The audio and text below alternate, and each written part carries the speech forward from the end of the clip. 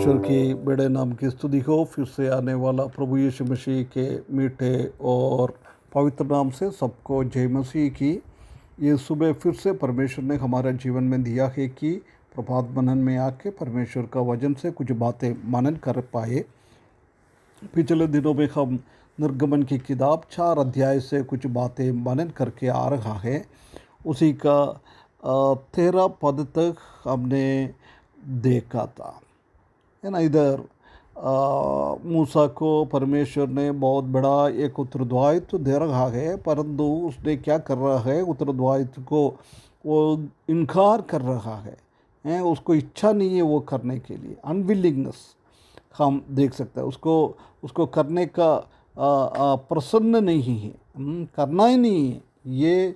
इससे वो चीज़ों को हमने देखा है। आज हम उसका 14 पद का पहली भागों को हम देखें। निर्गमन की किताब 4 अध्याय उसका 14 पद 14। तब यहोवा का कोप मूसा पर भड़का। जब यहोवा का कोप मूसा पर भड़का है। प्रिय भाइयों बहनों, बहुत बड़ा एक ही बात है, परमेश्वर का क्रोध और परमेश्वर का कोप हमारे ऊपर भड़कना। कहीं हम ऐसा नहीं देख सकता है परमेश्वर का क्रोध ऐसा लोगों के सामने भड़का हुआ है। कई लोग प्रभु ने कुछ काम दिया तो उसको इनकार किया है। यशायाह को हम देख सकता है कि एसेकिएल को और जर्मिया, आमोस, जोना और ऐसी कई प्रभु का दास लोग पहले उसका बातों को इनकार किया है। उसके बाद पश्चाताप के साथ वो कामों में आगे बढ़ा है। इसलिए परमेश्वर ने बहुत आशीष उनका जीवन में दिया हुआ है। परंतु इधर हम देख सकता है कि मूसा के ऊपर कोप भटकने वाला परमेश्वर को हम देख सकता है। मूसा के साथ वो होरेब पहाड़ पर परमेश्वर ने वो आग के अंदर बात किया है। कई प्रश्न और शंका मूसा ने परमेश्वर से पूछा है, परंतु जब कभी भी परमेश्वर का गुस्सा उनके ऊपर भड़का नहीं। 3 का 11 में हम देख सकता है कि पहली बार पूछता है, मैं कौन हूँ जाने के लिए, मेरे से नहीं होएगा, मैं इतना कैपेबल नहीं है। जब परमेश्वर का क्रोध उनके ऊपर, कोप उसके ऊपर भड़का नहीं है। उसके बाद 13 पद में वो पूछ रहा है, मैं जाके क्या बोलूं, किसने मुझे इधर भेजा है। जब भी परमेश्वर ने उनके ऊपर भड़का नहीं है, परमेश्वर का वचन को उसने बिलीव नहीं किया है।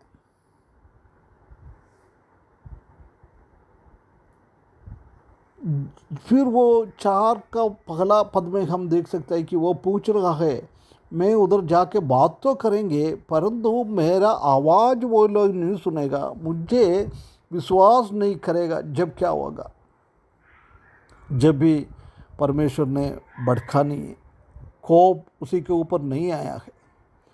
उसके बाद 10वें पद में हम देख सकता है कि मेरे से बात नहीं कर सकता है, मेरा जीवन बहुत बड़ा है, मेरे से आवाज़ अच्छा सा नहीं आएगा।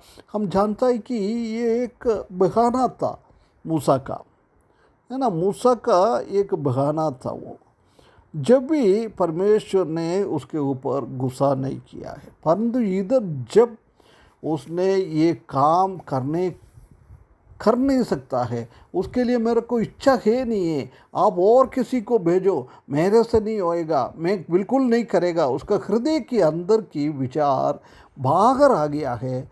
जब परमेश्वर ने उसको इतना डांटा है, इतना परमेश्वर का कोप उसी के ऊपर भड़का हुआ एक हम देख सकता है।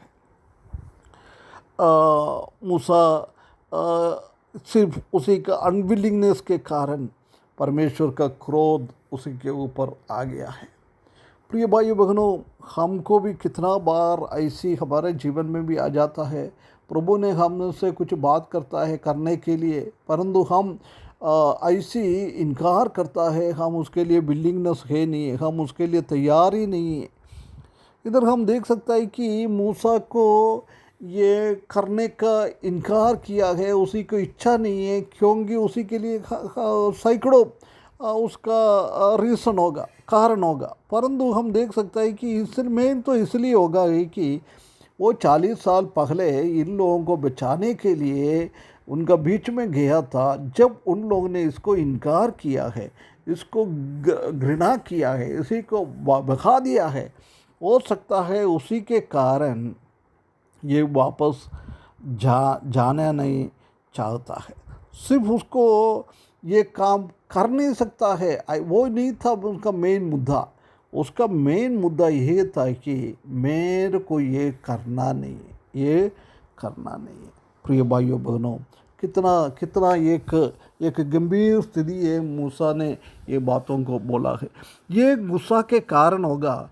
भजन 90 मूसा ने तो लिखा है, उसका 7वें से लेकर 11वें पद तक हम ऐसी पढ़ता है, वो बोर का फूलती और क्योंकि हम तेरे क्रोध से भस्म हुए हैं और तेरी जलजलाहट से घबरा गया है।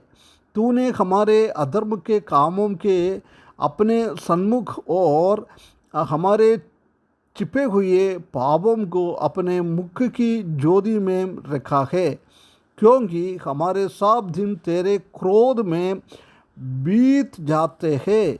हम अपने वर्ष शब्द के समान बताते हैं।